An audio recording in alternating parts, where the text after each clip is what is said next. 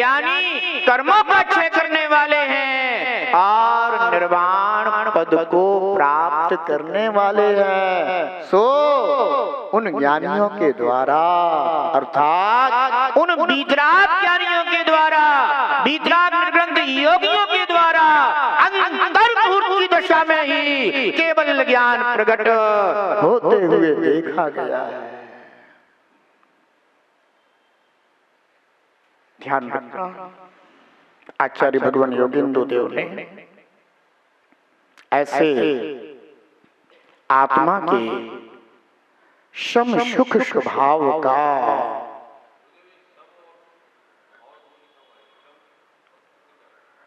जब आत्मा में समभाव आता है तभी निराकुलता आती है। और जब तक आत्मा में ऐसा सम स्वभाव नहीं प्रकट नहीं होता तब तक सुख भी प्रकट नहीं होता। इसलिए मैं अच्छा देखना, जैसे कि एक गिलास में गंदा पानी था, ठीक है ना, और उसमें हमको दो चीजें नजर आ रही हैं, एक तो मिट्टी की गंदगी और दूसरा जल। ऐसी विकल्प दशा दिखाई दे रही है। पर जैसे ही उसने स्थिरता को प्राप्त किया, स्थिरता के प्राप्त होते ही जो भी मिट्टी थी वो नीचे दब चुकी है, उपशम हो चुकी है और वह जल स्वच्छ रूप से अनुभव में आ रहा है, जानने में आ रहा है। अब कोई विकल्प नहीं है, अब निराकुलता आई है, अब आकुलता नहीं है, क्योंकि पानी सच है। ऐसा ही आत्मा का सहज स्वच्छ स्वभाव जब अपनी दृष्टि में आता है, जानने में आता है, अनुभव में आता है और मलिनता मुझ आत्मा का स्वभाव नहीं है, तब आत्मा में सम सुख उत्पन्न होता है। ऐसा सम सुख स्वभावी आत्मा का जो भक्त जीव, जो योगी, जो ज्ञानी बार बार अनुभव करता है, आचार्य भगवान कहते हैं कि वह निश्चय ही कर्मों का क्षय कर शीघ्र ही निर्वाण पद प्राप्त करता है। ध्यान रखना,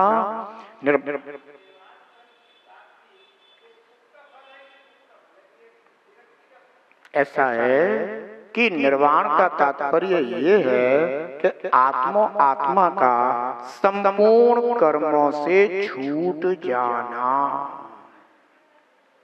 और अपने पूर्ण निराकुल स्वभाव को प्राप्त कर लेना। वह पूर्ण निराकुल स्वभाव आत्मा में प्रकट हो गया, यानी पूर्ण निराकुल सुख प्रकट हो गया, क्योंकि निराकुलता का नाम ही सुख है। अभी तो उस जीव के किंचित निराकुलता प्रकट हो रही है, पर धीरे धीरे जितने जितने कर्म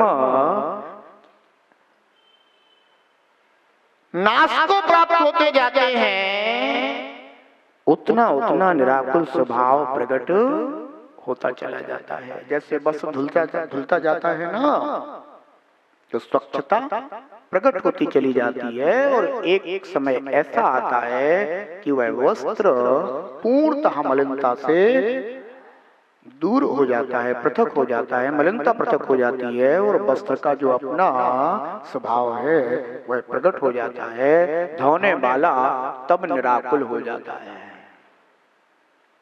बस धोने वाला फिर कैसा हो जाता है?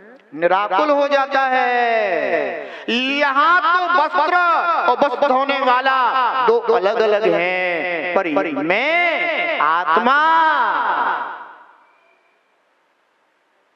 मैं ही धोने वाला और मैं आत्मा ही वस्त्र, इसलिए दो पृथक पृथक नहीं है।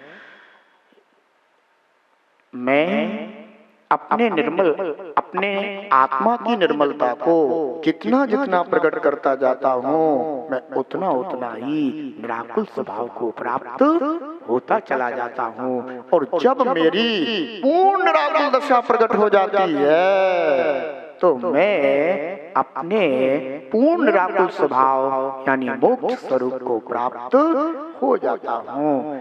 ध्यान रखना है, अभी तो हमारी अवस्था मार्ग के अनुसार है।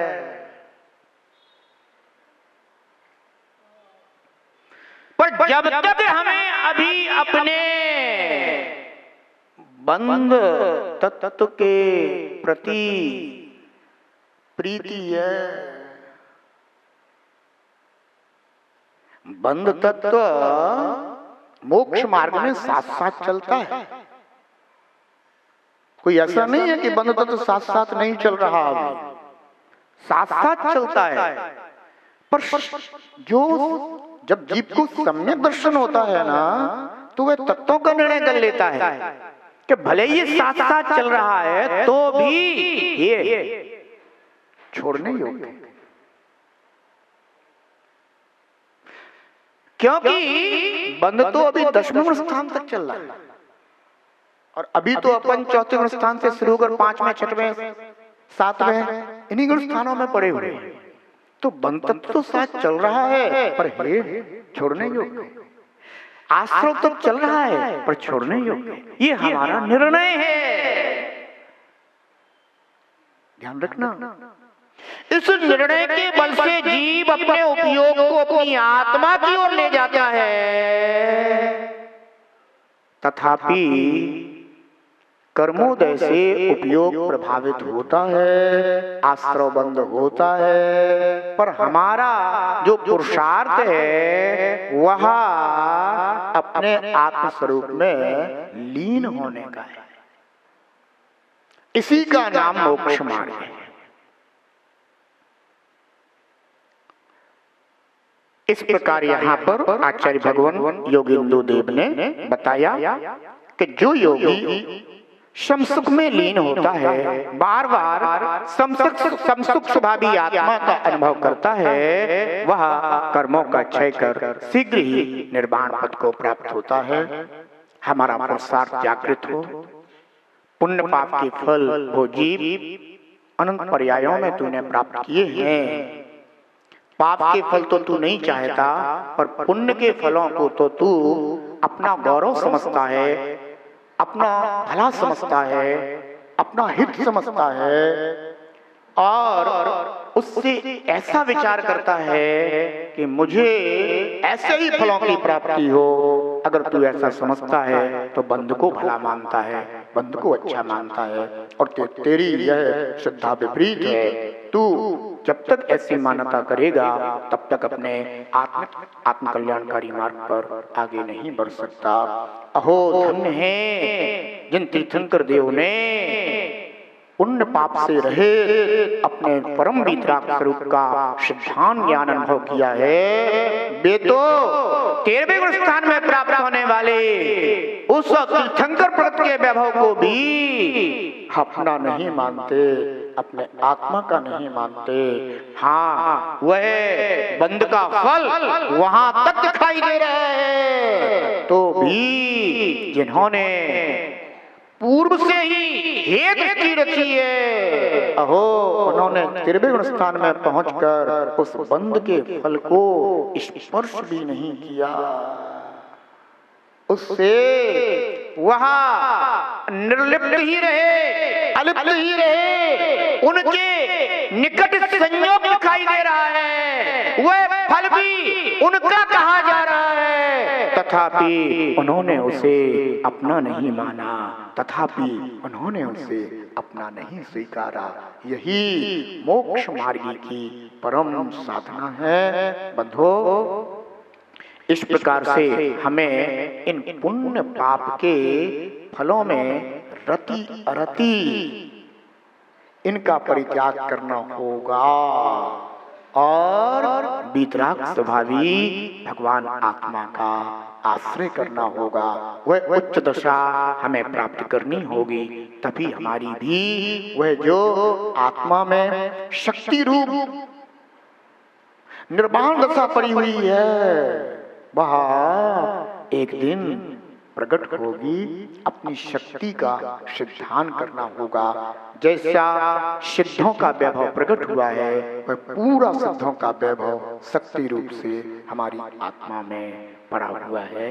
उसे प्रकट हम कर सकते हैं, पर तभी जब हमारी मान्यता परिवर्तित हो, तभी जब हमारा सम्यक ज्ञान प्रकट हो, तभी जब हम अपने स्वरूप में स्थिरता के योग्य चारित्र को धारण करें, प्रकट करें और स्वरूप में स्थिरता प्राप्त करें, तो हमारा वह वैभव अवश्य प्रकट होगा और हमारी भी यह निर्वाण मोक्ष दशा प्रकट होगी। इसी भावना के साथ जो सम सुख में लीन रहे, आत्म अनुभव पुनः करे, वह ज्ञानी कर्मों का क्षय शीघ्र करे निर्वाण वरे। सच्चा मुक्ति पथ हो, सच्चा मुक्ति पथ ज्ञानी ध्याए रे। जीवन है पानी की बूंद कब मिट जाए रे। जीवन है पानी की बूंद कब मिट जाए रे। हानि अनहानि हो, हानि अनहानि कब क्या घट जाए रे। जीवन है पानी की बूंद कब मिट जाए रे। जीवन है पानी की बूंद कब मिट जाए रे। जीवन है पानी की बूंद कब मिट जाए रे। जय बोले विराट श्री शांतिनाथ भगवान की जिनागम पंथ। आत्म पुरुषाकार कहा, आत्म गुण आगार कहा। आत्म पुरुषाकार कहा, आत्म गुण आगार कहा। आत्म शुद्ध पवित्र कहा, निर्मल तेज प्रकाश यहाँ। आत्म शुद्ध पवित्र कहा, निर्मल तेज प्रकाश यहाँ। शुद्धात्म में ज्ञानी हो, शुद्धात्म में ज्ञानी संसार नशाए रे। जीवन है पानी की बूंद कब मिट जाए रे। जीवन है पानी की बूंद कब मिट जाए रे। हानि अनहानि हो, हानि अनहानि कब क्या घट जाए रे। जीवन है पानी की बूंद कब मिट जाए रे। जीवन है पानी की बूंद कब मिट जाए रे।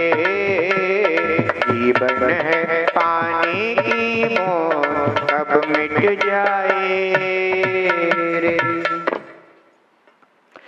जय जिनागम पंथो, अनादि अनिधन जिनागम पंथो। तीर्थंकर भगवंत की दिव्य ध्वनि जिन श्रुत है जिनागम है। जिनागम में वर्णित आत्म कल्याणकारी मार्ग, आत्मिककारी पंथ जिनागम पंथ है। परस्पर राग द्वेष को बढ़ाने वाले आगम बाह्य पंथ उन मार्ग हैं। वीतरागता को देने वाला परस्परोपग्रहो जीवा नाम का प्रतीक जिनागम पंथ सन्मार्ग है।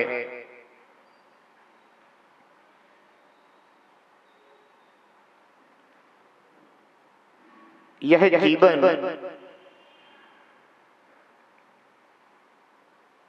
ज्ञान पूर्वक भी जिया जा सकता है और अनादि अज्ञान पूर्वक भी।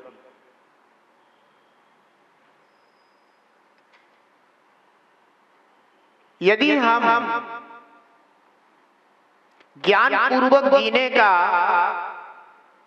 पुरुषार्थ करते हैं तो जीवन सफल होता है।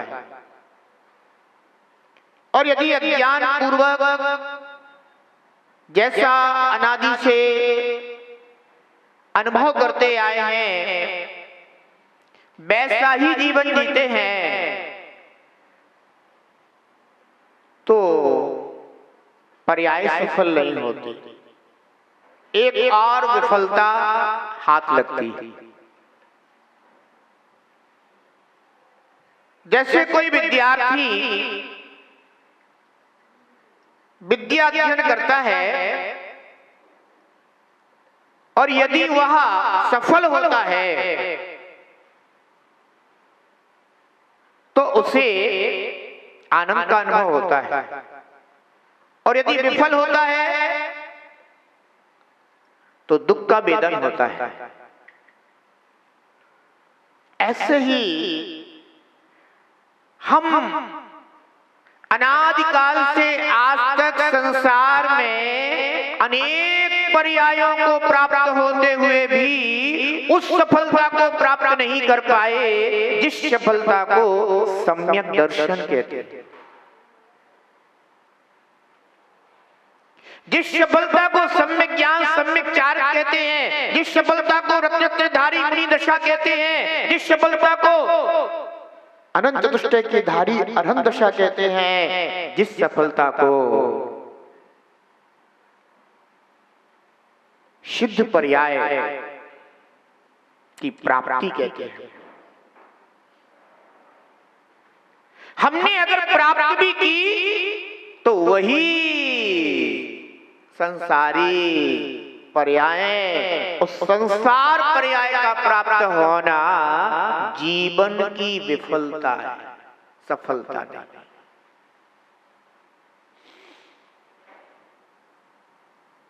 हमें स्वयं विचार करना है कि कहां तो हमारी आत्मा सिद्ध समान शक्ति रूप और कहां यह